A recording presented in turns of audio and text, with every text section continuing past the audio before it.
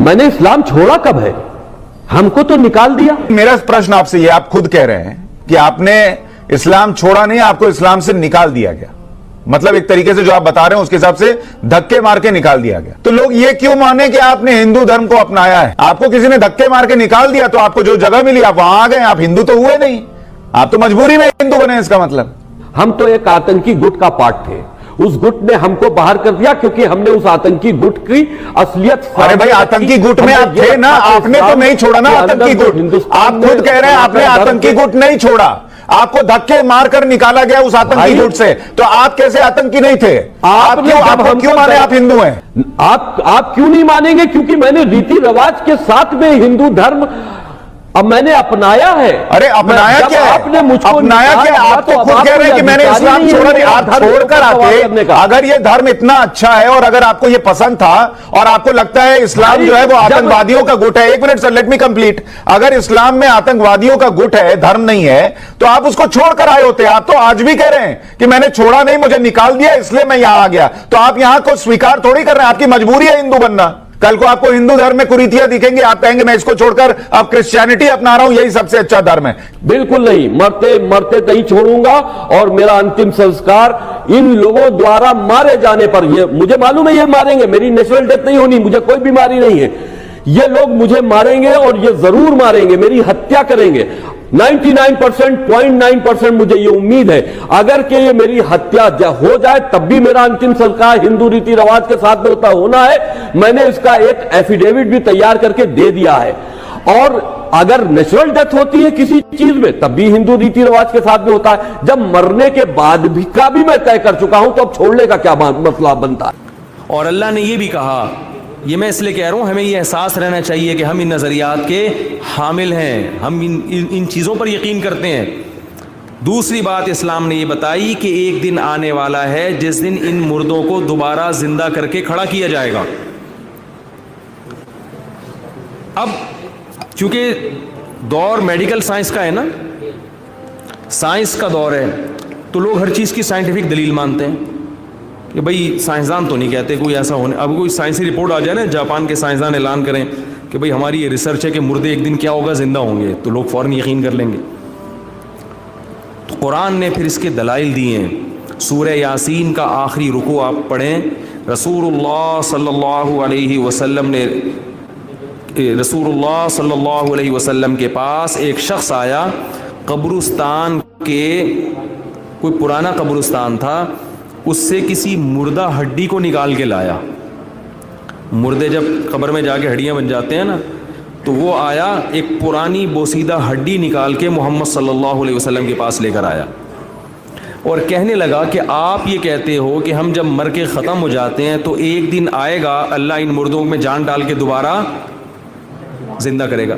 देखें, अगर मरने के बाद दोबारा ज़िंदगी का कंसेप्ट नहीं है या नहीं मानना, तो फिर इन तकल्लुफ़ात की क्या ज़रूरत है? टोपी और जुम्मे की नमाज और ईद की नमाज और रमज़ान और शव्वाल, ये क्या तकल्लुफ़ात की ज़रूरत क्या है? मैं मुसलमानों से एक बात कहता हूँ, भाई देखो, जो मेरे बयान सुनते हैं, कि या तो पूरे गोरे बन जाओ या पूरे मुसलमान बन जाओ। अगर आखिरत नहीं है तो जो हमने थोड़ी बहुत टेंशनें पाली हुई हैं इस्लाम की वजह से, कुछ तो हदबंदी है ना हमारी, वो हुदूद भी क्रॉस कर देना चाहिए हमें। जब दुनिया में हम आए ही एंटरटेनमेंट के लिए हैं, लाइफ को एंजॉय करने के लिए आए हैं, तो फिर तमीज़ से एंजॉय तो करें ना।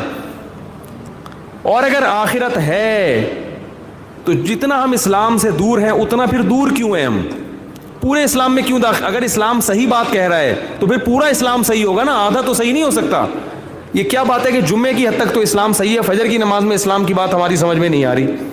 अभी तो ऐसा ही हो रहा है ना, जुम्मे की नमाज में इस्लाम ने बहुत सही हुक्म दिया, जुम्मा पढ़ो, फजर भी पढ़ो, ये वाला इस्लाम का हुक्म मेरी समझ में, भाई बोले ना, लोग यही कहते हैं ना, यार ये नहीं समझ में आ रहा।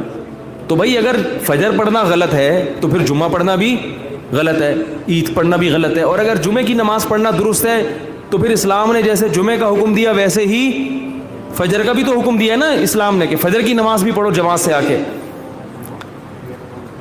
بات یہ کہ کانسیپٹ ہی کلیئر نہیں ہے ہمارے, ہمیں پتہ ہی نہیں ہے کہ ہم ہیں کیا. ہم چونکہ مسلمان گھرانے میں پیدا ہو گئے تو جتنا کلچر اجازت دیتا ہے اسلام کو فالو کرنے کی, اتنا تو ہم کلچر کی وجہ سے اسلام پہ چل رہے ہیں. جہاں کلچر رکاوٹ بنتا ہے وہاں پھر کلچر پہلے ہے اور اسلام بعد میں چلا گیا.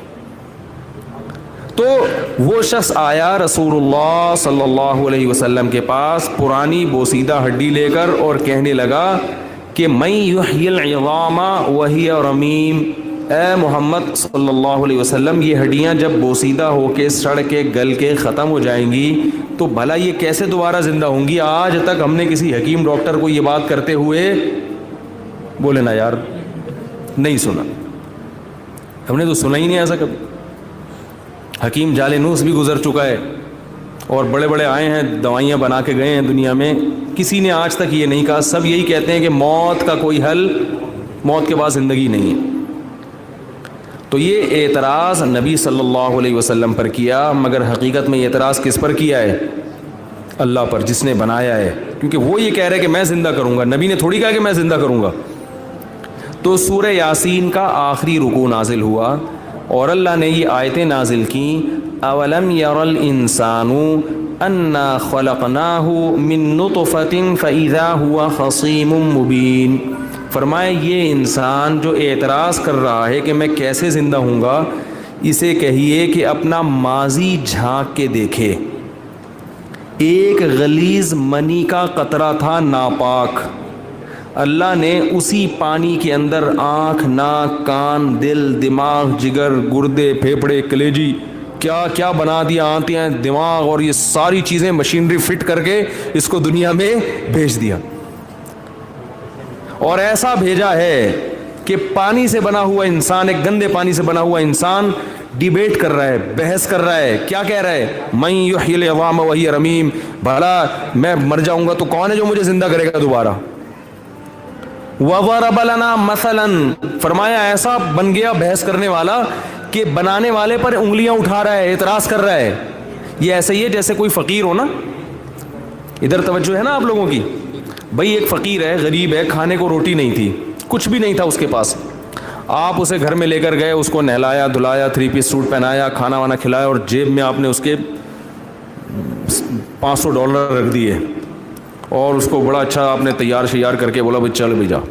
اب وہ جاتے ہی آپ کو آنکھ دکھانے لگا, اپنی ٹائی آپ کے سامنے سیدھی کر رہا ہے, ٹھیک ہے نا, اور اپنے سوٹ بوٹ, اور آپ کو آپ کی اوقات یاد دلا رہا ہے. آپ کو کیا کر رہا ہے؟ آپ ہی کی اوقات یاد دلا رہا ہے. آپ کو آپ کی گاڑی کے پرانے ہونے کا تانا دے رہا ہے, ابے تم پرانی گاڑی میں گھومتے ہو.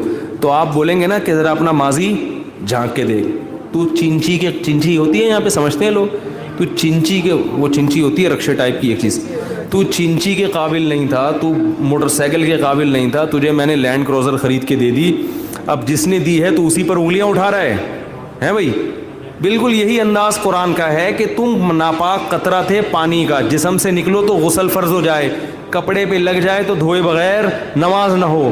اسی میں اللہ نے آنکھ, ناک, کان, دل, دماغ, جگر تمہیں گفٹ کر دی ہے, زبان دے دی. اسی زبان سے بنانے والے پر اعتراض کر رہے کہ میں جب مٹی ہو جاؤں گا تو مجھے کون بنائے گا, مٹی ہو جاؤں گا تو مجھے کون بنائے گا. اللہ فرماتے ہیں جس نے فرمایا کہ قل یحییھا الذی انشاھا اول مرہ, وہی بنائے گا جس نے تجھے پہلی مرتبہ بنایا تھا. پہلی مرتبہ اس نے پانی سے بنایا, اس لیے اپنی قدرت دکھانا چاہتا ہے. اس سے یہ ثابت نہیں ہوتا کہ وہ اسی طرح سے بنا سکتا ہے, وہ تو ایک طریقہ اس نے دکھایا ہے. وَهُوَ بِكُلِّ خَلْقٍ عَلِيمٌ, جو اس طرح سے بنا سکتا ہے وہ دوسرے طریقوں سے بھی بنا سکتا ہے. تم یہ سمجھ رہے ہو کہ اس طرح سے بن گئے تو بھئی یہی ہو سکتا ہے, اس کے علاوہ کوئی اور طریقہ نہیں. اللہ فرماتے ہیں یہ تو ایک طریقہ ہم نے دکھایا ہے. آدم علیہ السلام کو کیسے بنایا, اس وقت تو پانی بھی نہیں تھا. اما ہوا کو کیسے بنا دیا اللہ تعالیٰ نے, آدم کی پسلی سے بنایا. عیسیٰ علیہ السلام کو بغیر باپ کے پیدا کر دیا. تو فرمایا وَهُوَ بِكُلِّ خَلْقٍ عَلِيمٌ, ہر طرح سے پیدا کرنا جانتے ہیں. تو دیکھو بھائی, اسلام ببانگ دہل یہ اعلان کر رہا ہے کہ مر کے مٹی ہو کے ختم نہیں ہو جاتے, اس مٹی کو ریورس گیئر لگے گا.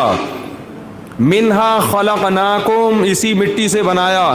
کوئی مٹی کو دیکھ کے کہہ سکتا ہے کہ اس سے غفار بھائی بنیں گے, ستار بھائی بنیں گے, وسیم بھائی بنیں گے, چودھری صاحب بنیں گے, لیفٹنٹ بنے گا, کرنل بنے گا. اسی مٹی سے آم, خربوزے, گوشت, सब चीज़ें बनती हैं, यही प्रोसेस फिर वालिदैन के पेट में जाता है, उसी से स्पर्म बनते हैं, उसी से इंसान बन के बाहर निकल आता है और मर के दोबारा क्या बन जाता है।